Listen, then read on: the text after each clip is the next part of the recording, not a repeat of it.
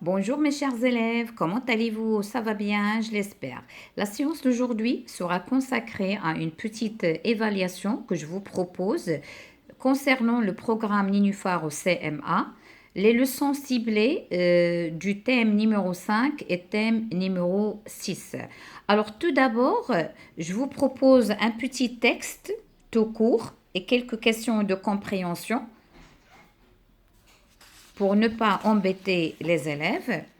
Pour les activités de langue, je vais commencer par la grammaire. Il y a les phrases simples et complexes, les différentes propositions, le COD, le COI, ainsi que la fonction des mots dans une phrase. Pour la conjugaison, je vous propose quelques questions sur l'imparfait et le futur simple. Après, l'orthographe, on a les homonymes, soit ce, ou bien c, les différents C. Par la suite, les la. Et par la suite, on a on avec la négation et on l'auxiliaire à la troisième personne du pluriel. Par la suite, on va aller vers le vocabulaire, sens propre, sens figuré, les mots de la même famille et le mot dans le contexte de la phrase. Et par la suite, le vocabulaire thématique, les émotions et les sentiments. Alors aujourd'hui, je vais vous faire uniquement une lecture à ces questions. Je vous laisse le temps de réaliser ces exercices et la séance prochaine, je vais vous lancer bien sûr la réponse. Sans oublier l'expression écrite, là aussi, je vais vous proposer une bande dessinée ainsi que d'écrire des images ou bien rédiger une petite histoire d'après les images. Attendez-moi. Alors on va commencer par le texte. Un garçon honnête. Hier matin, je suis allée faire un tour au jardin public. J'avais envie de respirer un peu. J'ai remarqué soudain, sur le banc, un sac de dames. J'ai demandé à plusieurs personnes qui flânaient là, en cette belle journée de mai. À qui était ce sac? Il n'était à personne. Je ne savais quoi faire. Je ne savais quoi faire. Finalement, j'ai décidé de le ramener à la maison. Tu as très bien fait de le rapporter, me dit mon père. Il faut à tout prix le remettre à son propriétaire. Yvan Delin. Alors je vais relire le texte encore une fois. Un garçon honnête. Hier matin, je suis allée faire un tour au jardin public. J'avais envie de respirer un peu. J'ai remarqué soudain sur le banc un sac de dames. J'ai demandé à plusieurs personnes qui flânaient là en cette belle journée de mai. À qui était ce sac? Il n'était à personne. Je ne savais quoi faire. Finalement, j'ai décidé de le ramener à la maison. Tu as très bien fait de le rapporter, me dit mon père. Il faut à tout prix le remettre à son propriétaire. Yvan de là. La première question entoure la bonne réponse. L'auteur du texte est un garçon honnête ou bien Yvan de la Porte. Deuxième question. Où se passe l'histoire? Troisième question. Écrit vrai ou faux, l'histoire se passe un matin de mai pendant la récréation. La dernière question. Qui raconte l'histoire? Maintenant, on va passer aux activités de langue. On va commencer bien sûr par la grammaire. Indique pour chaque phrase s'il est simple, écrivez PS, ou complexe, écrivez PC. A. Ma sœur prend son écharpe et sort à son travail. B. Nous achetons les billets pour le voyage de cet après-midi à Casablanca. La deuxième question. Souligne les verbes conjugués, sépare d'un trait les différentes propositions, puis indique la nature de toutes les propositions. C'est-à-dire, est-ce qu'elles sont juxtaposées ou coordonnées? La première phrase. J'ai bien compris la consigne, mais je n'arrive quand même pas à faire l'exercice. La deuxième phrase. Le feu passe au vert. Les voitures démarrent à toute vitesse. La question numéro 3. Complète chaque groupe verbal avec un COD qui lui convient. Indispensable, leur leçon, sa poupée, l'arrivée du train. A. Ma petite sœur a perdu. B. Les enfants apprennent bien. C. Les voyageurs attendent sur le quai à la gare. D. L'eau est à la vie de chaque être vivant.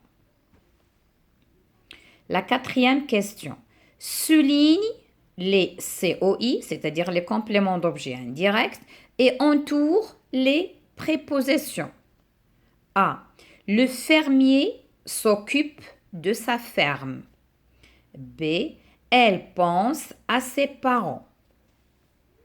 Question numéro 5. Entoure le groupe sujet en bleu. Entoure le groupe verbal, c'est-à-dire verbe plus le complément d'objet direct ou bien le verbe plus le complément d'objet indirect en noir. Entoure les compléments circonstanciels, quel que soit le lieu, du temps ou bien de manière en vert. Donc, réfléchissez bien, cette question, il y a 3 parties et 3 couleurs. A. La fermière a ramassé les œufs pondus dans un panier. B.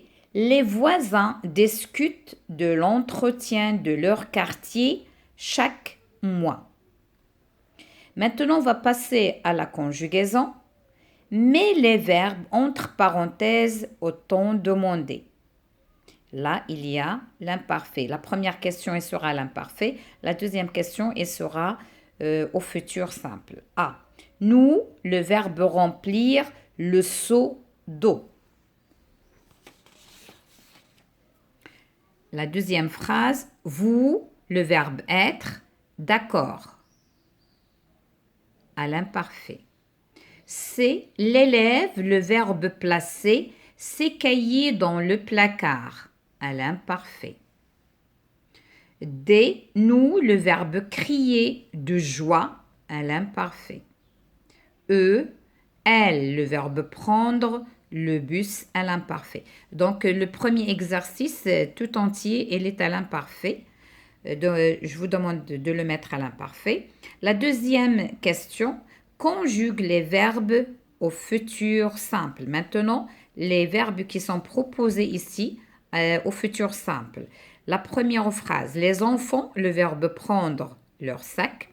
B, nous, le verbe agir contre la pauvreté.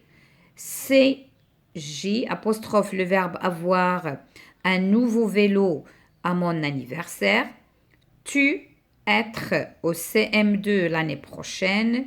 Vous, le verbe pouvoir, réaliser ce projet collectivement. Maintenant, je passe à la troisième question. Réécrire la phrase, bien sûr suivante, en mettant les verbes soulignés au futur simple. Akram fait sa valise, prépare des sandwichs, achète une bouteille d'eau, puis va à la gare routière. Donc ici dans cette phrase, il y a 4 verbes. Bien sûr, chaque verbe, il sera noté de 0,5. Le total, c'est 2 points, mais il y a 0,5 pour la bonne écriture et pour le recopiage de la phrase tout entière de début jusqu'à la fin avec bien sûr la majuscule au début de la phrase. Donc ça aussi, elle est pris en considération. On passe C, l'orthographe. Complète chaque phrase avec le mot qui convient. C'est. Jeune arbre a fleuri. B. Une classe pour les débutants. Les parents sont réunis pour encourager jeunes talents. C. Problèmes de mathématiques sont très faciles. 2. Choisis le bon homophone. Là, là ou là. Vous serez là à la maison ou vous allez sortir vous balader à la forêt cet après-midi. La petite fille des voisins joue bien au piano. Tu l'as entendu? Alors là, ce sont des homophones, ils se prononcent de la même façon, là, mais c'est à vous de voir quel là vous allez mettre. 3. Complète avec on ou en n apostrophe ou en avec t. Cette année n'a pas participé à la récolte de dents. B. Ces joueurs de la peine, ils rataient le match. C. A de la visite. Maintenant, on va passer au vocabulaire. Coche la bonne case. Est-ce qu'il s'agit du sens propre ou bien sens figuré? A. Cette femme est une vraie vipère. B. Papa a vu une vipère en se promenant. C. Marie change l'ampoule de sa chambre. D. J'ai une ampoule au pied. 2. Les mots de la même famille. Barre l'intrus dans les listes des mots de la même famille. Plonger, plongeant, plongeoir, plombier, plongeur. B. La deuxième liste, couvre-lit, couvrir, couvercle, couteau, couverture. La troisième question. Relie les expressions de même sens qui convient au contexte. Là, on a le verbe sauter dans ces 4 phrases. Il saute du plongeoir, il saute un repas, il lui saute à la gorge, il a sauté le CM1, la solution saute aux yeux. Alors, chaque phrase, il lui correspond à chaque expression, il lui correspond une autre là. Et bien sûr, le verbe sauter, chaque fois, il change selon le contexte. Il ne mange pas, il l'étrangle, il a un an d'avance, le problème est facile, il plonge. La dernière question du vocabulaire thématique, classe les expressions ci-dessous dans le tableau en fonction de l'émotion qu'ils décrivent. La gaieté, alors ici il y a une petite erreur, il y a un petit E là. La gaieté, les pleurs, la frousse, la rage, la crainte, le bonheur, l'agressivité, le malheur. Alors vous avez un tableau de 3 colonnes. Vous allez écrire ce qu'il s'agit de la joie ou bien de la tristesse, la colère ou bien de la peur. Alors je vous souhaite bonne chance et rendez-vous pour la correction prochainement. Et bien sûr avec l'expression écrite. Merci, à la prochaine.